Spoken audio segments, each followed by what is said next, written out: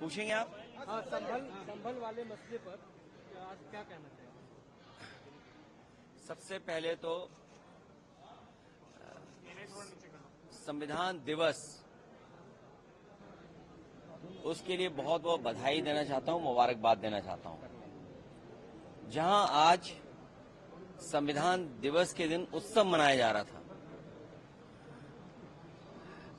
सच्चा उत्सव तभी है जब संविधान के रास्ते पर चलें। संविधान के रास्ते पे चलने में ही उत्सव मनाना है।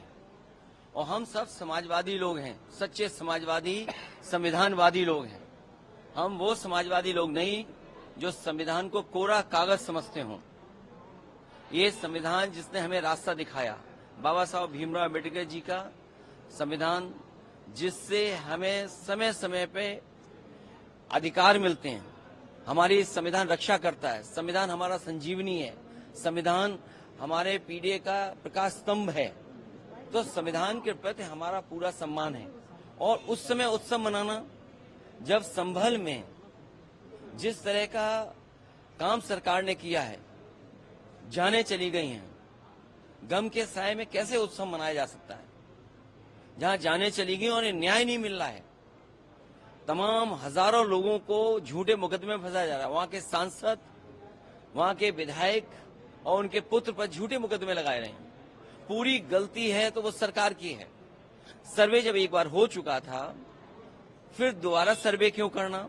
और अगर दोबारा सर्वे भी करना था तो आपस में बैठ करके बातचीत की जा सकती थी। बातचीत कर करके जो बातें रह गई थी उनका दोबारा सर्वे कराया जा सकता था। सर्वे के खिलाफ नहीं थे, लेकिन जिस तरह का सर्वे करते समय जो टीम के पीछे नारे लगा रहे थे, क्या उनके खिलाफ कोई कार्रवाई हुई? क्या सर्वे के साथ और सर्वे टीम के साथ बीजेपी के कार्यकर्ता थे जो भड़का रहे थे? क्या उनके पास ऊपर कार्रवाई हुई? क्या उनको गिरफ्तार किया गया? क्या उनको जेल भेज दिया गया? विपक्ष न जाए वहां पे। वहां पर जो लोग परेशानी और तकलीफ में हैं, उनकी बात न सुन पाए, इसलिए इंटरनेट बंद है। वहां पर कोई जा नहीं सकता है। हमारे दो लीडर ऑपोजिशन हैं, दोनों हाउस के, दोनों जाना चाहते हैं आज, लेकिन दोनों को जाने की परमिशन नहीं दे रहे हैं। अगर हम भी यहां से चल दें, मान लीजिए अभी गेट बंद कर देंगे, हमारे सभी सांसद चाहते हैं कि हम जाएं आज संभल। अगर हम संभल जाने के कहेंगे तो कहेंगे संविधान नहीं मानते, कानून नहीं मानते, सरकार का नहीं मानते। तो ये भारतीय जनता पार्टी के वो लोग हैं जो मन विधान से चलना चाहते हैं, संविधान से नहीं।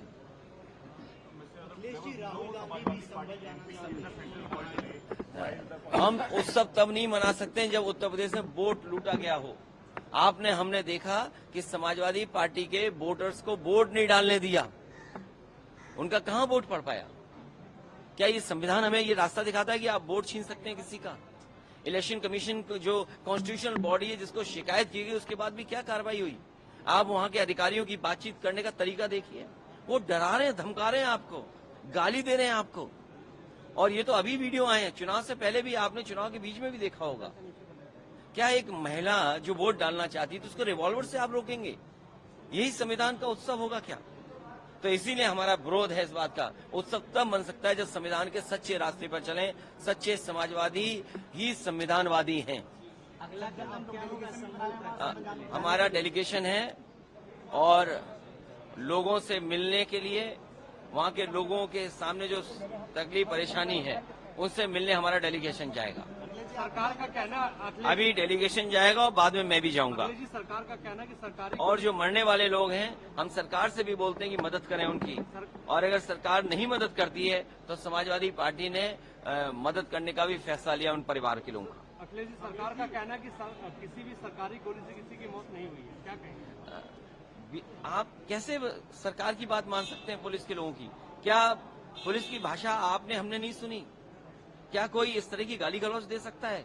ऐसे अधिकारियों के खिलाफ कार्रवाई करनी चाहिए। और अगर सच्चे संविधान पे चलने वाले लोग हैं तो ऐसे अधिकारी जो गाली दे रहे थे उनको टर्मिनेट कर देना चाहिए। जो लोग सीधी गोली चला रहे थे वोट न डालने पे, उनके खिलाफ क्या कार्रवाई की सरकार ने? आप लोग हम देखिए, मैं उस संबंध में कुछ नहीं कहूंगा। इंडिया गठबंधन की जब बैठक होगी तो सुझाव जरूर दूंगा। सर, क्या पीडीए को व्यापक करने की जरूरत है? उन सीटों पे भी हार हुई है जहां हिंसा नहीं हुआ। पीडीए को बड़ा इसलिए करना जरूरी है कि पीडीए ही आबादी का 90% है। पिछड़े, दलित, अल्पसंख्यक, पिछड़े, दलित, आदिवासी और आधी आबादी अगर हम कुल मिला लें और पीड़ित, दुखी, अगड़े भी अगर हम मिला लें तो 90% लोग दुखी हैं सरकार से। धन्यवाद। धन्यवाद। आपने भाई